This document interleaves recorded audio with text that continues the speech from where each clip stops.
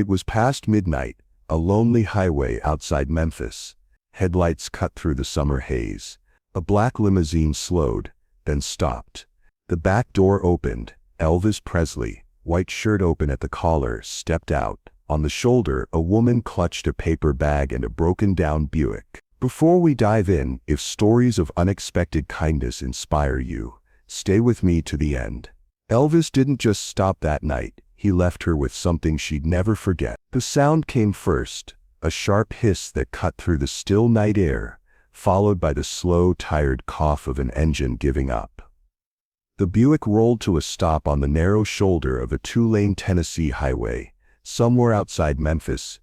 The road was empty except for the endless dark stretching in both directions. Marjorie gripped the wheel a second longer than needed. Her knuckles white, she let out a breath, opened the door and stepped into the humid night. The air was thick, sticky, the kind of August heat that clung to your skin. Cicadas droned from the trees, steady and unbothered by her trouble.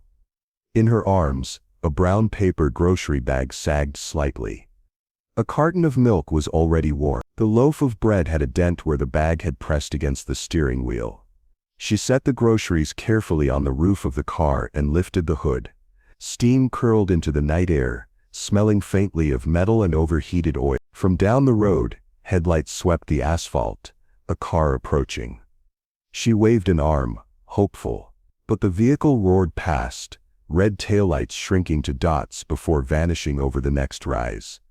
Marjorie swallowed hard. She wasn't used to being alone this far from home. Not at night. Not with no phone, no passing neighbors, and only the buzz of insects for company.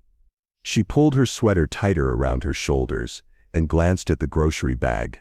Her grandson's birthday was tomorrow. She had promised him his favorite cake. She thought about how disappointed he'd be. That was the part that made her chest ache. Another set of headlights appeared in the distance, brighter this time, steadier. The sound was different too, a low, even hum that seemed to grow without rushing. The lights didn't swerve to avoid her. Instead, they slowed. The engine noise dropped to a smooth purr as the vehicle approached. A black limousine, its polished surface caught the glow of a weathered yellow highway sign, throwing back a flash of gold. The car eased to a stop a few feet ahead of her. The driver's door stayed closed. Instead, the rear door opened first. The smell of leather and something faintly sweet drifted out. Carried by the night air, a man stepped into the light, white shirt open at the collar. Gold chain resting against tanned skin. Sideburns, unmistakable. For a heartbeat, Marjorie thought the heat was playing tricks on her. But no, it was him. Elvis Presley. She froze, her voice caught somewhere between her chest and her throat. The cicadas still sang. The radiators still hissed. But the rest of the world seemed to go quiet. He looked at her with the kind of focus that made you feel like no one else existed. Her mind scrambled for words, but all she could do was stand there, one hand on the hood of her broken car, the other hovering over her grocery bag. And before she could say a single word, he started walking toward her. "Ma'am, you okay out here?" The voice was warm, low and so familiar that Marjorie felt it in her chest before she processed the words. He closed the gap between them in a few long strides. The white shirt shifted in the glow of the headlights, fabric catching light every time he moved. A gold chain glinted with each step. Marjorie's mouth worked before sound came out. It just quit on me." Elvis nodded slowly, like nothing about this was urgent. Like they had all the time in the world. "Let's take a look," he said, tilting his head toward the car. The driver, a tall man in a dark suit, had already stepped around to the Buick's hood. Steam hissed out when he lifted it. The smell of hot metal and gasoline rolled over them. Elvis stepped to the side, careful not to brush against her. Then, without asking, he took the grocery bag from her arms. He held it gently, as if the carton of milk and loaf of bread were fragile treasures. "You got family nearby?" he asked, glancing at her with that same focus he'd had when he first stepped out. "Not for miles," she admitted.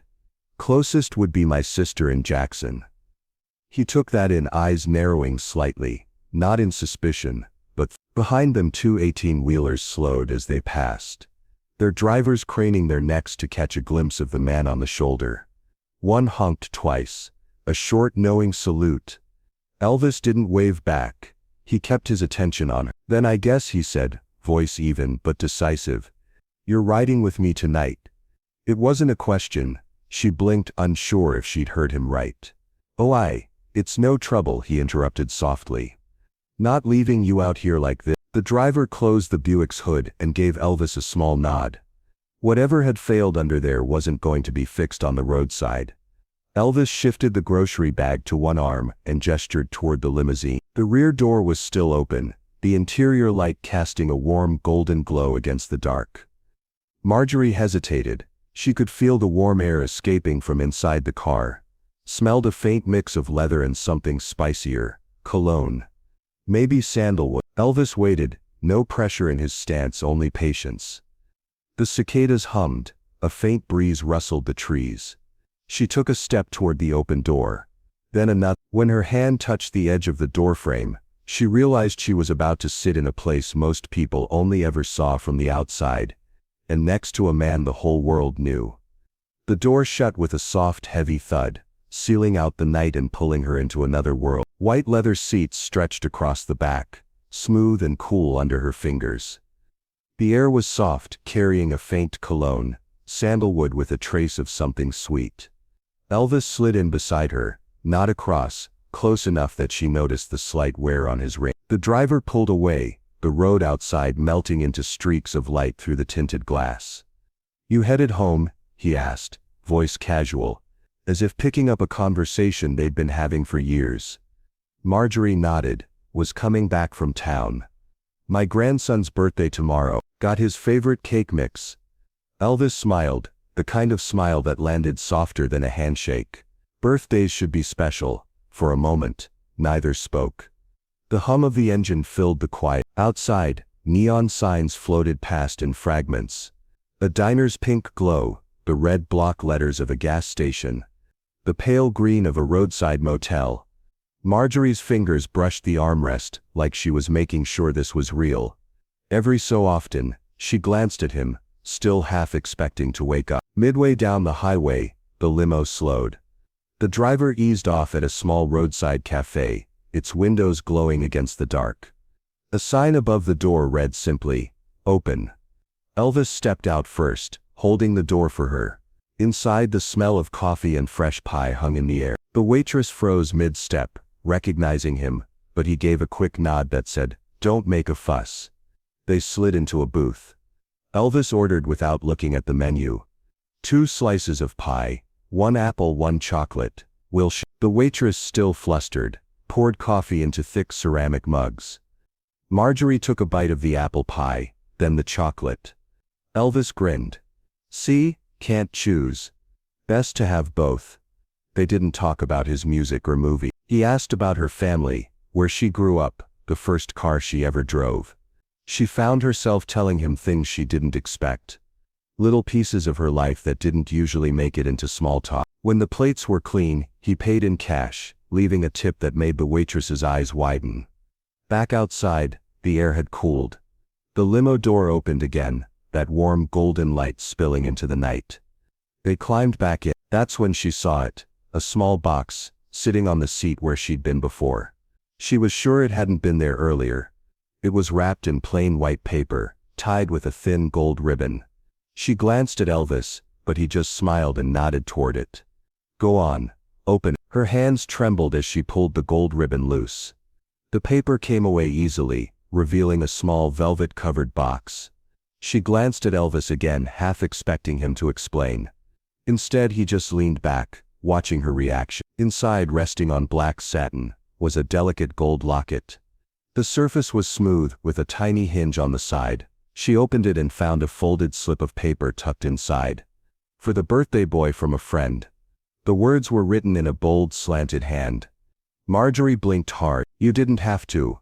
Elvis cut her off gently. "I wanted to." She closed the locket carefully, as if afraid too much handling would make it vanish. The box sat on her lap, warm from her hands. Outside, the limo slowed, then turned onto a narrower road. The hum of the tires changed as they left the smooth highway for something rougher.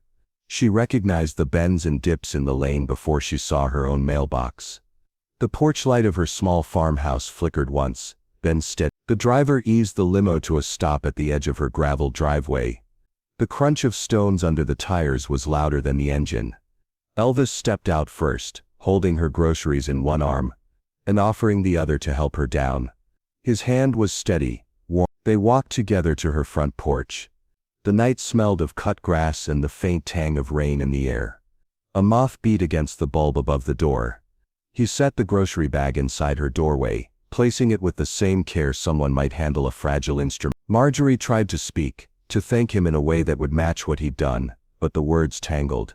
"I don't even know what to say." He smiled softly. "You don't have to say anything." Then he hugged her. Not the quick, polite squeeze you give strangers. This was a full embrace, firm, steady. She could feel the slow rhythm of his breathing, the weight of his presence.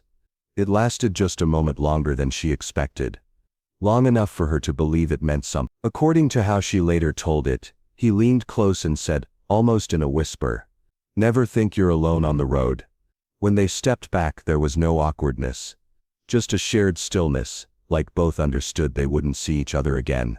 Not like this. Elvis walked back to the limo. The driver opened the rear door. Marjorie stood on her porch, the gold locket still in her hand. The door closed with that same soft thud.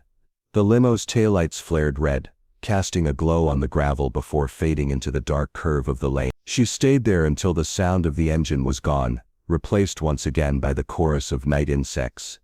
Inside, she placed the locket on the kitchen table and set the note beside it.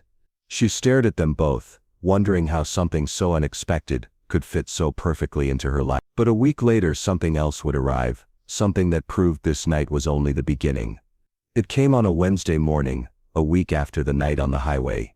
The mail truck rattled up the gravel drive just after 10. Marjorie was at the kitchen sink, rinsing coffee cups, when she heard the sharp creak of the mailbox lid. The driver's boots crunched against the stones as he headed back to the truck. When she opened the box, there was only one item inside, a large cream-colored envelope, thicker than normal, her name written neatly in blue ink. No return address. She turned it over in her hands. The paper felt expensive, heavier than the bills and catalogs she was used to. Her pulse quickened without her permission. Inside the kitchen, she slid a butter knife under the flap, careful not to tear anything. The envelope gave way with a faint whisper of paper. First, she saw the ticket. 2 glossy gold-embossed passes, each with the same words printed in bold black letters. Elvis Presley, live in Memphis, front row seating. Her breath caught. She had never been to one of his concerts, though she'd seen him on television countless times. These were seats most people could only dream of, close enough to see the lines on his hands, hear the unamplified tap of his shoe on the stage. Then she noticed the folded note tucked behind them. She unfolded it slowly, smoothing it flat on the table. The handwriting was the same as the one inside the locket, bold, confident, and slightly slanted. "You'll always have a seat with me, Elvis." The words blurred as her eyes welled. She sat down heavily, the kitchen chair creaking under her. For a long moment, she didn't move, just stared at the note and the tickets, her fingers tracing the ink as if she could absorb the moment into her skin. Later, she called her daughter to tell her what had happened. "You'll never believe what came in the mail," she said, her voice still trembling. Word spread quickly among friends and neighbors. Some shook their heads in disbelief. Others said they weren't surprised. They'd heard of Elvis helping strangers before, paying hospital bills, buying groceries for people down on their luck. But this was different. This was personal. Marjorie put the tickets and note in a frame together, hanging them on the wall above her kitchen table. She didn't go to the concert. She said the night on the road had been her moment. Nothing could top that. Over the years, she told the story every time her grandson's birthday rolled around. It became part of the celebration: cake, candles, and the memory of the night the king stopped just for her. Her grandson, now grown, still remembers the way her voice would soften at the part where Elvis hugged her. She'd lean back in her chair, smile faintly, and say, "He made me feel like I mattered. Like I wasn't just someone stuck on the side of the road." The locket stayed in the family, passed down along with the story. The note, preserved behind glass, never faded. Some say Elvis was always looking for ways to give quietly, without cameras or reporters. This night fit that pattern perfectly. no headlines, no photograph. Just a shared moment under the glow of a porch light and the hum of cicadas. It wasn't about fame, it was about connection. According to local accounts, Elvis was known to take late-night drives through the outskirts of Memphis. Drivers, waitresses, gas station clerks, many had their own small stories. Most never made it into books or interviews. Marjorie's story endured because she told it with the same wonder decades later as she had the week it happened. It became a reminder in her family that kindness didn't have to be grand to be unforgettable. It just had to be given freely.